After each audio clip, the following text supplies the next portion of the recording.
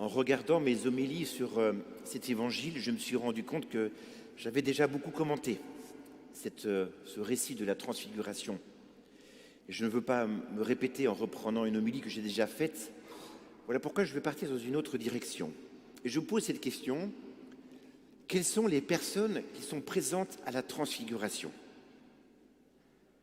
Il y a Jacques, Pierre, Jean, les 3 disciples. Il y a Jésus, il y a Moïse et Élie. Mais il y a une autre personne aussi. C'est là que je voudrais vous emmener. C'est moi, c'est toi, c'est nous. En méditant cet évangile pour ce deuxième dimanche du carême, la liturgie voudrait nous emmener, nous aussi, sur cette montagne de la transfiguration. Et en quoi cette transfiguration me concerne? En quoi est-ce que cet événement absolument unique, merveilleux, sublime et tremblant me touche, moi qui suis là ce matin dans cette église de Saint-André? Eh bien, il me concerne au moins pour une raison. C'est que Jésus prie avec lui Pierre, Jacques, Jean et toi, et moi, et nous, pour aller sur une haute montagne. Et quand Jésus fait cela, c'est normalement pour prier. Donc Jésus nous emmène sur une montagne pour prier. Et ça me concerne en ce début de carême, qui a déjà bien avancé d'ailleurs. Avec Pierre, Jacques et Jean, nous entrons dans ce chemin de la prière, ce chemin qui monte vers le Tabor, ce chemin qui monte vers la transfiguration. Et qu'est-ce que c'est que la transfiguration, si ce n'est que l'espace d'un moment, Jésus laisse entrevoir qui il est vraiment. Il est lumineux, il est Dieu. Le blanc, plus blanc, c'est la lumière divine, c'est Dieu qui se donne à nous. Et les disciples, ils comprennent cela. Jésus se laisse voir, il se laisse contempler. Et ça, c'est le cœur de la prière. La prière, c'est le cœur à cœur avec Jésus. Jésus qui se dit: je suis là dans ta vie. Et sur le mont Tabor, Dieu lui-même va s'exprimer. Et c'est important d'écouter. C'était le refrain de notre évangile. Écoutez-le, c'est mon fils bien-aimé. Dieu s'exprime. Vous avez raison d'écouter Jésus. Donc, on peut dire que tout part de la prière. Cette intimité avec Jésus, cette invitation de Jésus avec Jacques, Pierre et Jean, cette intimité à laquelle nous sommes invités chaque jour sur ce mont Tabor, qui est notre cœur. Et ce qui se joue dans cette prière personnelle avec Jésus, c'est la transformation. La transformation de mon cœur, la transformation de ma vie, de mes attitudes, de ma manière d'être, de vivre, de parler. D'essayer de ne pas critiquer avec ce caillou anti-murmure pour ressembler à Jésus qui ne critiquait jamais. Et plus je prie, plus je vais ressembler à Jésus. Vous savez que la prière nous rend intelligents, mais vraiment intelligents. La prière ouvre mon cœur, la prière me permet de changer, de me regarder, d'avoir un regard sur moi, sur ma manière d'être. Je relis les événements, je relis ce que je vis à la lumière du Christ. Et donc la prière me transforme intérieurement et extérieurement par des actes d'amour. Dans la première lecture, Abraham est invité à quitter son pays, sa parenté, sa maison, la maison de son père, et d'aller avec Dieu dans le désert, dans un endroit qu'il ne connaît pas, preuve qu'il allait dans la bonne direction. Dieu l'invite à quitter. La prière nous invite de quitter notre quotidien pour le cœur à cœur de la transfiguration avec Jésus. La rencontre avec Jésus. Mais, une fois que je dis ça, vous savez bien comme moi qu'il y a des obstacles à cette prière. Quand nous décidons de monter sur la montagne du Tabor pour prier, il y a la tentation qui arrive, on en a parlé la semaine passée. Ce diable qui voudrait nous éloigner, qui va tout faire pour que nous ne prions pas. D'abord, la procrastination. Bon, allez, je ferai ça plus tard. Et à force de remettre plus tard, je ne prie plus. Dites-moi, chers paroissiens, ça fait combien de temps que vous n'avez pas réellement pris un temps avec Jésus? Certains vont me dire quelques minutes, super. D'autres, quelques semaines, d'autres, quelques mois. D'autres, quelques années, d'autres, je ne prie pas, je ne prie plus. Peut-être qu'on peut revenir à la prière avec ce dimanche. Les occupations, C'est fou comme toutes les occupations apparaissent à la seconde où je voudrais venir prier. Par exemple, je prends mon portable pour lire la parole de Dieu. Et à ce moment-là, il y a des messages qui arrivent. Il vaut mieux que vous alliez prier dans votre chambre ou à la chapelle avec une Bible plutôt qu'un portable. Je parle pour moi. Du coup, je suis distrait, je regarde les messages. Ils arrivent toujours quand je prie. Le sommeil, quand je me mets à prier, je m'endors. Ben non, je peux prendre position. Les soucis, les distractions, au lieu d'être distrait par tout ce que je vis, je vais intégrer mes distractions dans la prière. Bref, je prends position. Il y a une autre tentation. Je pense que si Dieu a permis à ses apôtres de vivre cet événement de la transfiguration sur cette montagne, c'est aussi pour leur donner la force pour vivre un autre événement, beaucoup plus douloureux, de voir Jésus défiguré au Golgotha. Jésus transfiguré sur le mont Tabor, Jésus défiguré sur le Golgotha. Golgotha, Tabor. Tabor, Golgotha. Ça, c'est notre vie. Joie, peine. Peine, joie. Et l'une des grandes difficultés de notre vie, c'est que nous acceptons facilement le mont Tabor, mais plus difficilement le Golgotha. Nous fuyons l'épreuve, nous fuyons la croix. Et Jésus a donné des forces à ses disciples pour pouvoir vivre la passion. Et donc, nous pouvons demander cette grâce de ne pas fuir les obstacles. En fait, c'est tout le sens du carême.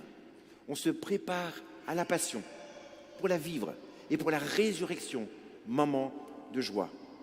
Joie, difficulté, difficulté, joie, c'est notre vie. Il y a un autre obstacle. Pierre est tellement touché par ce moment qu'il vit, moment de grâce, à tel point qu'il va en parler dans la deuxième lettre que nous retrouvons, la lettre de Pierre dans le Nouveau Testament. Il est tellement touché qu'il dit « Il est bon que nous soyons ici. Établissons 3 tentes. » Il veut que ça dure. Il y a donc un obstacle insidieux qui nous fait croire que notre vie spirituelle ne serait que des moments élevés, des hautes montagnes. Je rentre de Terre Sainte avec certains paroissiens, c'était une haute montagne, on a du mal à atterrir. Un pèlerinage en Terre Sainte, une semaine d'ABTC, une Eucharistie comme maintenant. L'Eucharistie que nous vivons maintenant, c'est un moment très chaleureux, un moment de joie, vous êtes nourris, j'espère, par la parole de Jésus, par son corps, par la vie fraternelle, on va prendre un verre de l'amitié après. Mais ça, ce n'est pas le seul moment, j'espère, de votre vie spirituelle dans votre semaine. Ce Tabor doit irriguer toute votre semaine. Donc il y a des tentations qui font qu'on est tellement pris par le tourbillon de la vie que, eh bien, on va voir 2 vies. La tentation du reclus, il est bon que nous soyons ici, restons ici. Mais non, on est fait pour descendre de la montagne. Et puis l'autre tentation, la séparatiste, c'est-à-dire qu'on va séparer notre vie spirituelle et notre vie quotidienne. Le temporel ne va plus rejoindre le spirituel et le spirituel ne va plus rejoindre le temporel. En fait, c'est faux. Il faut que nos vies soient unifiées et pas hermétiquement isolées. Ma vie spirituelle, c'est pour mon quotidien. Et mon quotidien va nourrir ma vie spirituelle. Et de temps en temps, on voit des gens séparés. Ce n'est pas du tout le même homme, pas du tout la même femme, pas du tout le même enfant. Il est à la messe, mais au cours, et puis en famille, et puis c'est pas du tout le même. Pourquoi? La prière, c'est le lieu de mon unification, de ma vie. Le lieu où je présente au Seigneur tout ce que je vis, je me laisse éclairer, apaiser, transformer par le Seigneur. Et la prière est ce lieu qui me projette vers mes frères. C'est-à-dire tout ce que je vis dans ma prière, eh bien c'est fait pour être traduit en actes, pour aimer mes frères. Et donc, la contemplation va avec l'action et l'action va avec la contemplation. L'un ne va pas sans l'autre et vice-versa. Une autre tentation dans ce mont Tabor, c'est de vouloir faire durer ces moments heureux, ces moments surnaturels. En réalité, ce n'est pas ma réalité. Cette Eucharistie est superbe, mais on ne peut pas rester tout le temps ensemble dans cette église, même si j'aimerais bien tant. Non.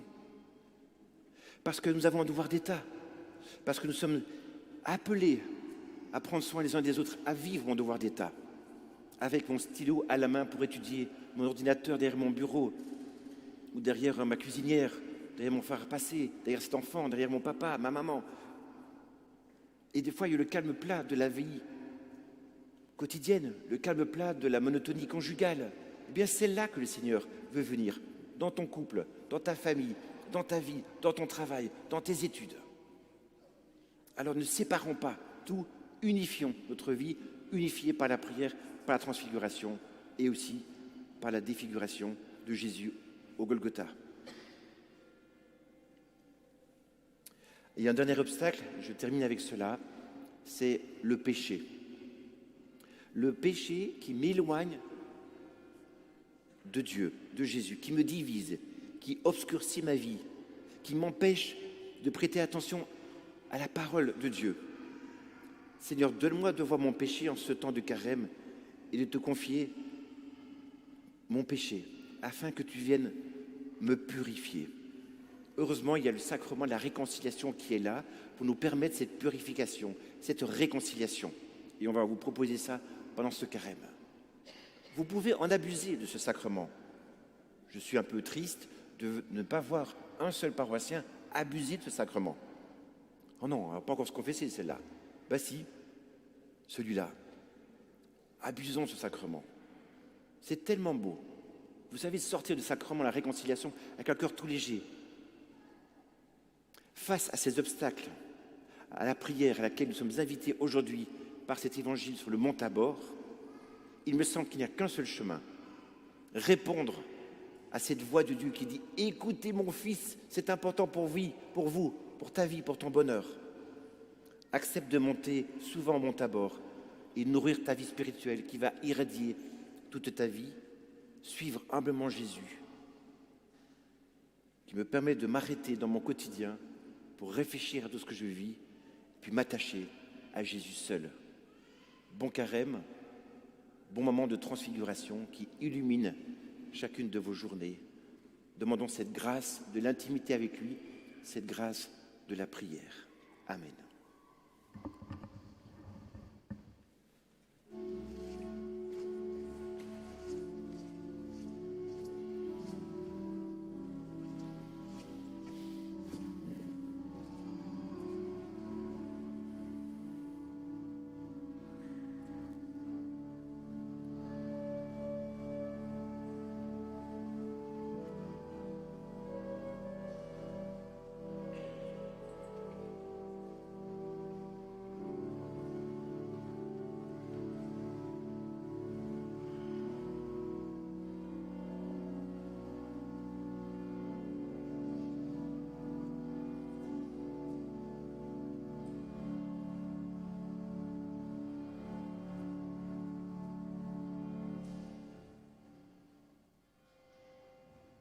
Ensemble, levons-nous et redisons notre foi.